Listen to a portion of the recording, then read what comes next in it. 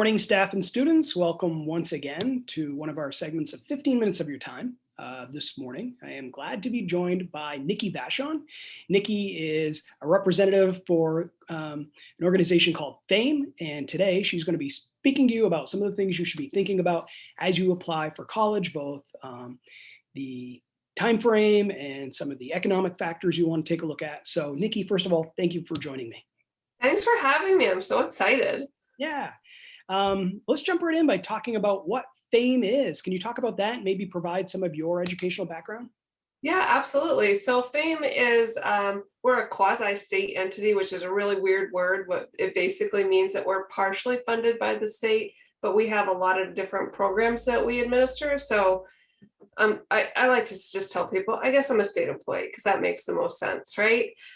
We have an education side of the house and a business side, and the business side really works to grow businesses in Maine, and that funds our education side where we help build a qualified workforce. We want to help people get to college, and my team focuses on how to pay for college. So we're all huge money nerds, get super excited about talking about finding an affordable college.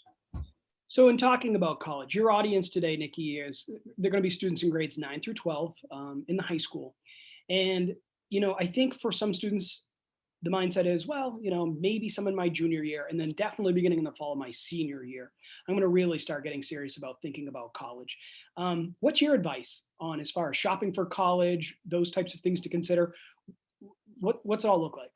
Yeah, so I am so glad you asked that, because honestly, the earlier that people start, the more affordable they can make it. So I would love to be talking about this with like kindergartners. I know it's crazy, right? But really, when we start looking at it, freshmen definitely start looking.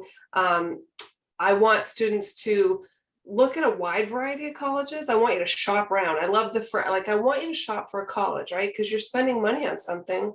So you want to find the best deal. So there's a website called Big Future that is a college search engine where you can find a bunch of schools that offer the same major. I'd love to keep people, like many times people are like looking at that dream one school, keep that mindset really open. I want students to apply to a bunch of different schools. I also would love it if younger kids could start talking to their family about, is there any money to help pay for college? And a great tool for this, because it's super awkward, right, is to do what's called a net price calculator. If you have a school you're interested in, there's something called a net price calculator, which is just a tool on the school's website where you can plug in your information and get an estimate of what that school is going to cost you, because it's different for everyone, right? If you and I were going to the same college, we're not paying the same price. You're getting, good grades, so you got great merit scholarship, and maybe I have low income, so I have different scholarships. So using that net price calculator, say, okay, this is a school I'm really interested in. Is there anything that the family, like, do we have any savings that's going to help? Because having that information early really helps the student say, okay, I got no help, I'm doing this on my own. I really got to broaden my search and make sure that I'm casting a wide net to make sure that, I'm getting the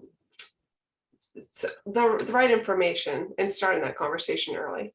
Sure. And also kind of the biggest bang for your buck. I mean, I know there are some professions that it may benefit you to go to certain colleges based on whatever prestige or however you want to refer to it. But I look at, our own profession in education. It doesn't really matter where you go. Most people are going to start out on the same step. And I know there's a lot of other professions that are very similar to that. So it doesn't make sense to go to a really expensive college, or a college that maybe is not expensive, but for you, it's going to be more expensive because their endowment's not as great or whatever. Absolutely. For my job, it didn't matter where I got my degree. I just needed to have one.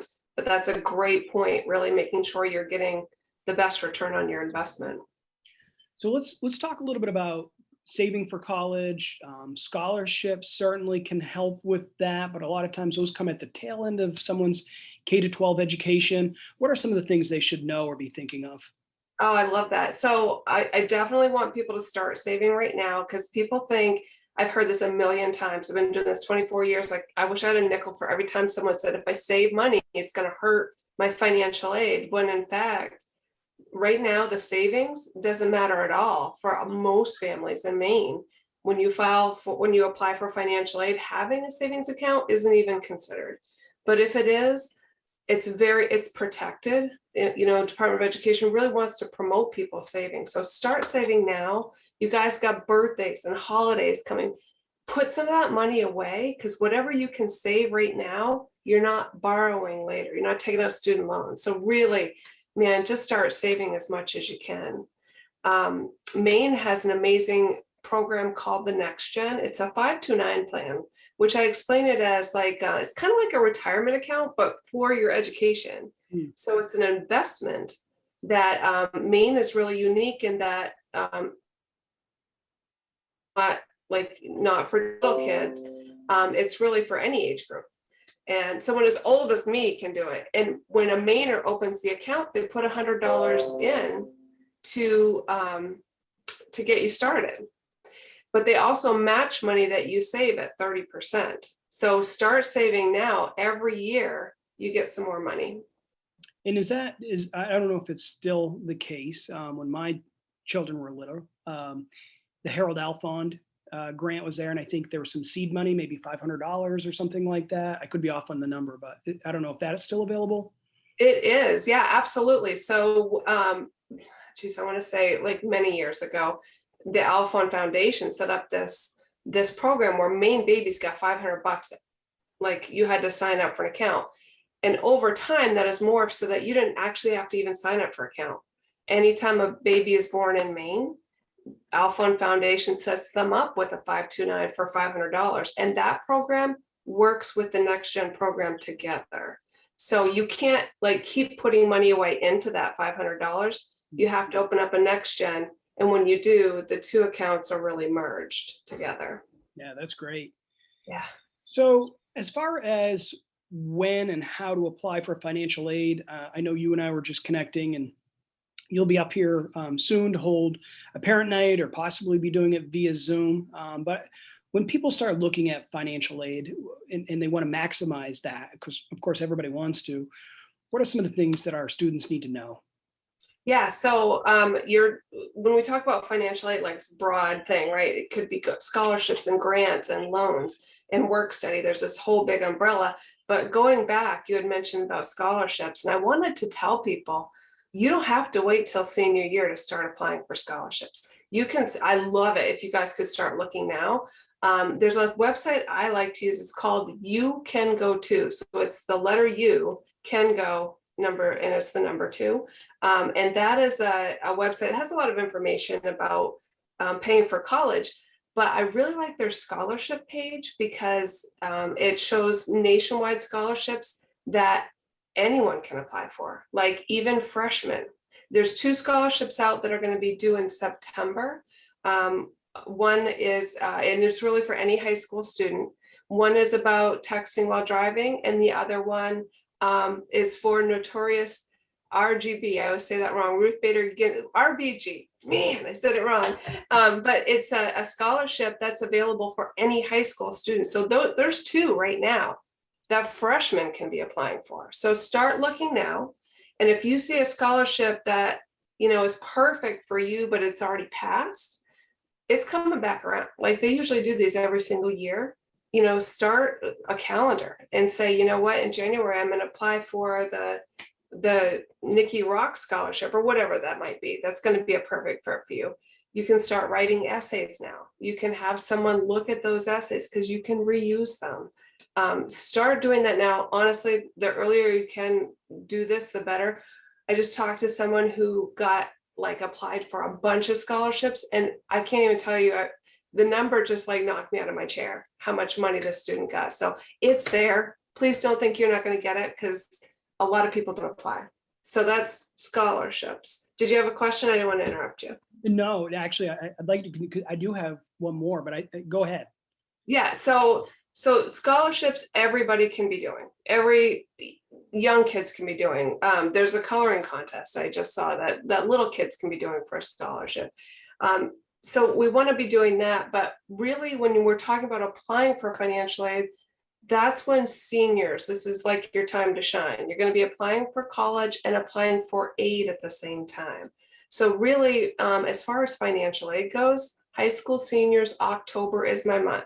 That is October, by the way, is my birthday. I was a Halloween baby. So I want you to think Nikki's birthday / financial aid month. So that's when we're going to file the FAFSA.